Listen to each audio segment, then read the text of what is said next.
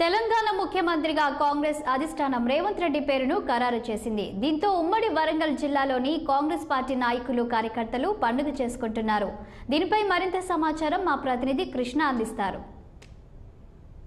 యుద్ధాలు, ఎత్తులు, పై ఎత్తులు, వ్యూహాలు, ప్రతివ్యూహాల అనంతరం తెలంగాణ మూడో ముఖ్యమంత్రిగా అధిష్టానం నిర్ణయించిన రేవంత్ రెడ్డిని ముఖ్యమంత్రిగా ప్రకటించినారు. ఇక వరంగల్ జిల్లాలో చూసినట్టయితే ఉమ్మడి వరంగల్ జిల్లాలో కాంగ్రెస్ శ్రేణులు సంబరాలు జరుపుకుంటారు. మనతో పాటు కొంతమంది కాంగ్రెస్ నాయకులు ఉన్నారు. వాళ్ళని అడిగి తెలుసుకుందాం అసలు ఎలా ఉంది వాళ్ళ ఫీలింగ్. తెలంగాణ రాష్ట్రం ఏర్పడ్డ తర్వాత ఏదైతే 10 సంవత్సరాలు తెలంగాణ యొక్క ఆకాంక్షల మేరకు సోనియా గాంధీ గారు తెలంగాణ ఇచ్చిందో ఆ ఆకాంక్షలు నెరవేరలేదు. ప్రజలందరూ కసిగా ధృతరాష్ట్రుని పాలనను అంతమొందించడం కోసం ఈరోజు కాంగ్రెస్ పార్టీని విజయ తీరాన తీసుకొచ్చిళ్ళు. తెలంగాణ ప్రజలందరికీ కూడా పేరు పేరున వారందరికీ పాదాభివందనాలతో పాటు కృతజ్ఞతలు తెలియపరచుకుంటా ఉన్నాం.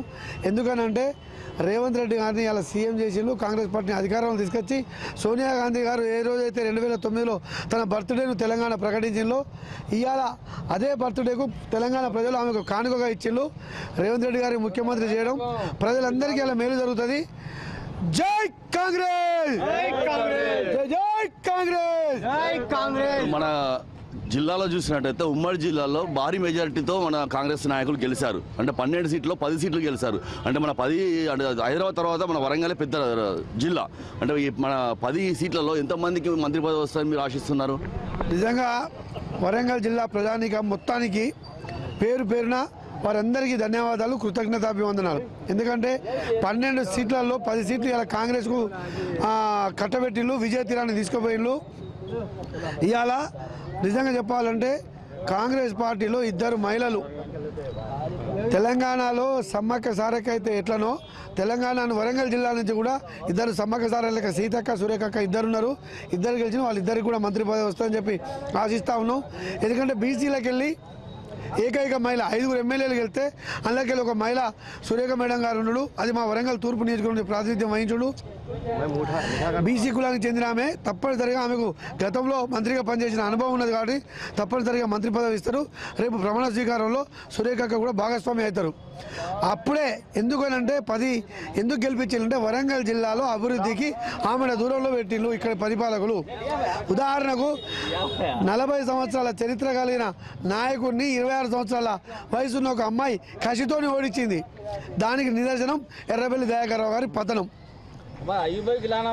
చెప్పండి, ఇప్పుడు మీరు మన రేవంత్ రెడ్డిని మంత్రిగా అనుకోండి, ముఖ్యమంత్రిగా అనుకోవడం కరెక్ట్ అంటారా? కరెక్ట్ అండి. రేవంత్ రెడ్డి సారే ఉండాలి. ఎందుకంటే ఆయన కష్టం చేసి మొత్తం ఆయనే ప్రజలకి మీద. చెప్పండి, మీరేమంటారు?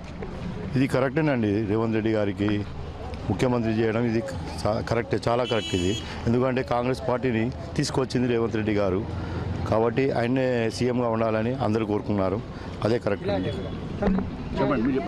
రేవంత్ రెడ్డి గారి కష్టానికే ఈరోజు ఇంత మెజార్టీ రావడం జరిగింది. కాంగ్రెస్ పార్టీని గ్రౌండ్ లెవెల్ నుంచి కూడా వర్క్ చేసుకుంటూ గత 2 సంవత్సరాలుగా తన పడ్డ కష్టానికి ఈరోజు ప్రజలందరూ కూడా ఫలితాన్ని అందించారు. దీనికి మేమందరం కూడా అంగీకరిస్తున్నాము. ఆయనే సీఎం కావాలన్నట్టు కూడా మేము అనుకున్నాము. అలాగే సురేఖమ్మ గారు ఉండడం వల్లనే ఈ తూర్పులో కూడా ఈ మెజార్టీ రావడం జరిగింది. మేము గెలవడం జరిగింది. జై కాంగ్రెస్. ఏది ఏమైనా రేవంత్ రెడ్డి సీఎం అవ్వడమే